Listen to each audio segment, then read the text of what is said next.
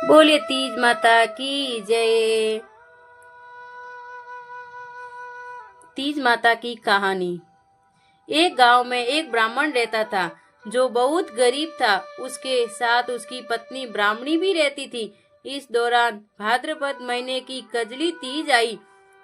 ब्राह्मणी ने तीज माता का व्रत किया। उसने अपने पति यानी ब्राह्मण से कहा कि उसने तीज माता का व्रत रखा है, उसे चने का सत्तू चाहिए, कहीं से ले आओ। ब्राह्मण ने ब्राह्मणी को बोला कि वो सत्तू कहाँ से लाएगा। इस पर ब्राह्मणी ने कहा कि उसे सत्तू चाहिए, फिर चाहे वो चोरी करे या डाका डाले, लेकिन उसके लिए सत्तू लेकर आए। रात का समय था। ब्राह्मण घर से निकलकर साहूकार की दुकान में घुस गया। उसने साहूकार की दुकान से चने की दाल, घी, शक्कर लिया और 1.25 किलो तोल लिया। फिर इन सब से सत्तू बना लिया।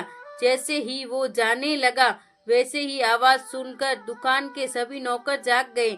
सभी जोर जोर से चोर चोर चिल्लाने लगे। इतने में ही साहूकार आया और ब्राह्मण को पकड़ लिया। ब्राह्मण ने कहा कि वो चोर नहीं है, वो एक गरीब ब्राह्मण है। उसकी पत्नी ने तीज का व्रत किया है, इसीलिए सिर्फ ये 1.25 किलो का सत्तू बनाकर ले जाने आया था। जब साहूकार ने ब्राह्मण की तलाशी ली तो उसके पास से सत्तू के अलावा और कुछ नहीं मिला। उधर चांद निकल गया था और ब्राह्मणी सत्तू का इंतजार कर रही थी।